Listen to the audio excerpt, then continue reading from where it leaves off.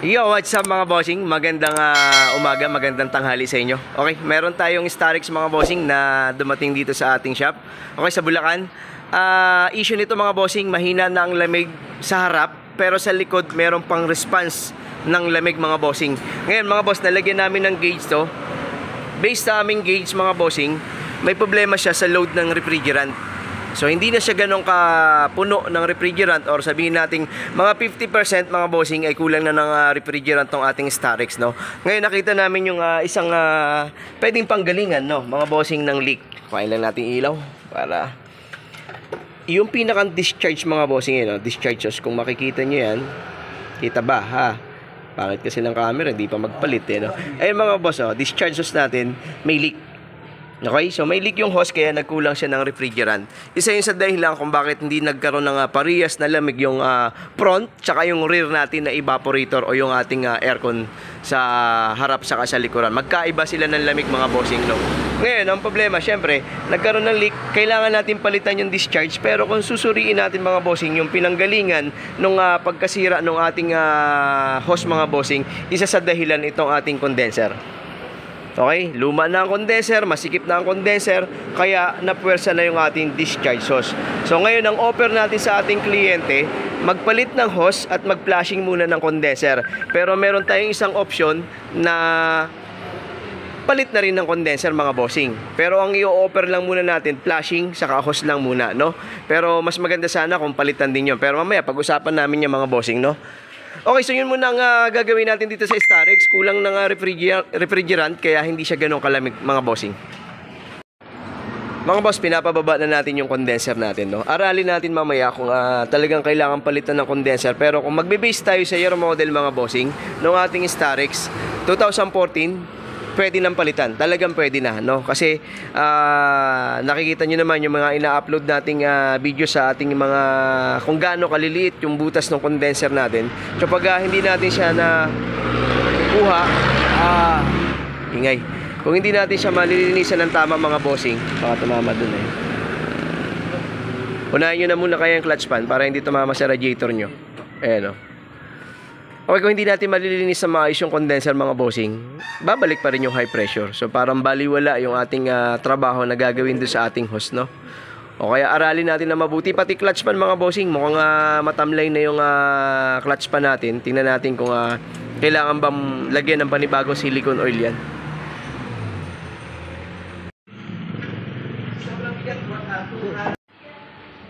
Mga bossing, ito yung ating discharge hose, no? Ito yung sinasabi natin na naglalangis. At sigurado akong may leak yan dyan. At mga balantandaan mga bossing ngayon, no? Meron tayong labo naman ng camera na to.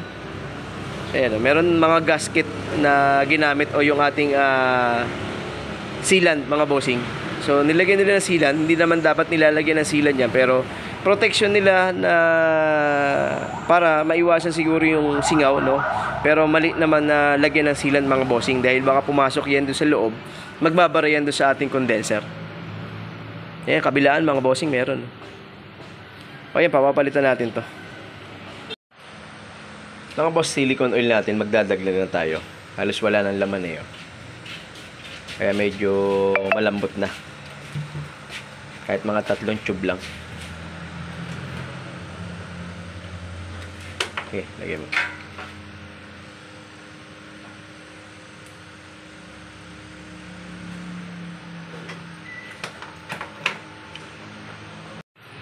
Okay, mga bossing, pati rear evaporator pinababa natin kasi para ma-check natin yung leak. Baka isa rin sa problema natin yung ating evaporator, no? Kasi napansin namin yung likuran, yung harapan mga bossing, napalitan na pero serpentine, bago pa. Pero itong likod, pinababa natin para malinisan na rin saka ma-check na kung may leak. Bago daw, iba expansion valve, parang hindi naman. Okay, tapos condenser mga bossing, pinalitan na natin ng panibagong condenser yan. Para maiwasan na natin yung high pressure. Nakapaglagay kayo ng langis dito? Okay na? Okay mga bossing, naikabit na natin yung ating condenser. Napalitan na natin ng discharge hose, tama ba? Bossing, nakabit mo na, ha? Okay mga boss, nakabit na natin yung hose. Very good na yan. So maglo-load na lang tayo ng refrigerant at nagbabacuum na rin tayo. High side, low side to brother, ha?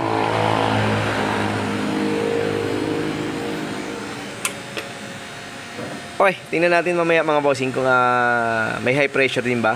Kahit na sabihin natin nakapagpalit tayo ng condenser, tingnan natin kung anong makukuha nating high side saka low side dito. So kaya naman nagkaroon ng trouble yung ating leak sa ating discharge dahil mainit yung ating linya na yan. Mga boss, papabuksan natin yung kanyang auxiliary fan. Nababaga lang kami sa speed na meron siya. So medyo 220 yung high side. Pa-check muna natin to kasi medyo mabagal eh. Pa-check na natin yung carbon brush sa loob. Mga bossing, eto na yung sinasabi ko. Wala nang carbon brush. Kaya pala wala nang ikot mga bossing. Ayan na, ubos na. So mabagal ang RPM. Kaya medyo nakakaramdam yung condenser natin na medyo mas mataas na temperatura. Base doon sa gauge natin mga bossing. Hindi natin napakita kanina pero pasadahan natin mamaya. Pero kanina kasi pag ikot pa lang, ramdam na namin yung speed na hindi gano'ng kalakas, no? O yun ang kalaban. Ubos na to. Mga boss, hindi pwedeng palitan lang ng carbon brush. Kung pati yung commutator na yun, pudpud na rin. Useless yung pagpalit natin ng carbon brush kung yung sinasayaran, wala na rin. Ang mabigat dito syempre, kailangan magpalit. So madadagdagan na naman ng costing yung may-ari. Yun ang kalaban. Pero wala tayong magagawa mga boss. Tayo naman, nag-check muna tayo bago natin na papalitan. Kasi syempre kung madumi lang naman, nililinis lang naman natin, bumabalik din naman yung malakas na RPM niya. Pero kung wala na tong carbon brush, negative to mga bossing. Ay nako. Mga bossing, pinapalitan talaga natin yung motor ng ating pan. Negative na yon. Tsaka mainit talaga kanina mga bossing. Umaabot kami ng 230. So ngayon wala nang 225. So hindi siya masyadong komportable kanina. Nararamdaman niya yung init. So kahit nasabihin natin nagpalit tayo ng condenser, mga bossing, hindi rin kami nagpalit ng valve dito. Tingnan natin yung lamig. Kasi kanina ang lamig, nung hindi pa gumagana na malakas ang pan, nasa 12. Pero ngayon mga boss, meron na siyang 7.9 mga bossing. Oh. So very good. Ibig sabihin, nadagdagan ng response yung ating lamig ng aircon natin. No? So kaya mga boss, nagkaroon ng leak, no? Ang isang discharge hose, may isa siyang naramdaman na high pressure. Tumaas masyado yung temperatura na hinahawakan niya, kaya nagkaroon ng leak.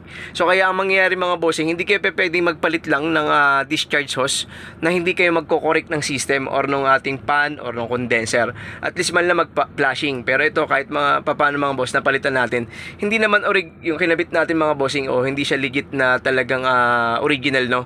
Pero pwede na rin naman yung gamitin, no? Wag lang talaga yung masyadong mababang quality ng ating piyesa mga bossing. Okay, bumababa pa 7.5. So very good. Ayun lang. Ano pa bang maganda?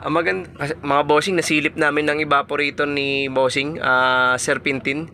Nagpalit siguro yung dati pero ang kinabit ay serpentine, hindi siya laminated. So sabi ko, sa susunod na baklas niyan, hindi naman natin binaklas ang dashboard nito mga boss.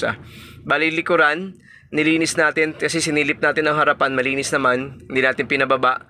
At hindi rin tayo nagpalit ng valve mga bossing, no? Yung condenser lang at saka yung ating pan, hose, yun ang mga tinira natin, no? Okay, so paobserbahan natin to kasi ang reklamo niya ay pagkatanghali nagkakaroon ng problema yung kanyang lamig, no? Pero palagay ko naman ngayon, hindi na yan. Very good na eh. Marami na napalitan eh. Gastos, no? Andun yung kliyente natin. So, tingnan natin kung pwede natin siyang makuhaan ng konting detalye, no? Makausap man ng konti na pwede natin kuhaan sa video. Okay mga bossing, very good na yung ating Starex. Pero syempre, yung may-ari pa rin na magpapatunay kung may na-correct ba tayo na mas maganda kumpara dun sa dati. Pero palagay ko mga bossing, malayo naman dahil nag-automatic na rin siya. Nakuha rin namin yung lamig na 7.2, so mas bumababa pa.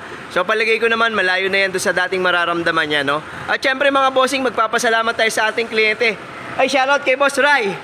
Ay mga bossing, kahapon galing siya ng Manila. yung kanyang Corolla, pinagawa rin niya dun sa kabilang shop natin, no? Yun nga lang, sabi niya, 2 gasos ang nangyari. Wala tayong magagawa, boss lang eh. Kagaya nung pan mo. So, dapat hindi naman kailangan palitan, no? Pero napalitan natin, pero yun talaga eh. Pero kung hindi natin yung pinalitan eh, baka lalong high pressure din yan. Ayun, no? Tsaka tatagal din naman ng ilang taon yan. Yun. So, kasama yun sa mga wear and tear ng sasakyan. Tama. Kung nasa tamang maintenance lang yan, tatagal talaga. Yun.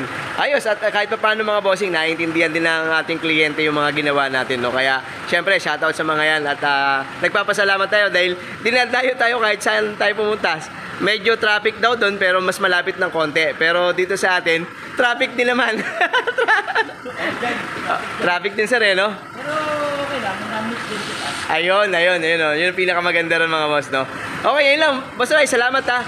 Update mo kami kung anong balita ha. Okay. Mga bossing, ngayon na. At paobserbahan natin sa kanila yan. O, syempre, kabisado nila yan, sasakyan nila yan eh.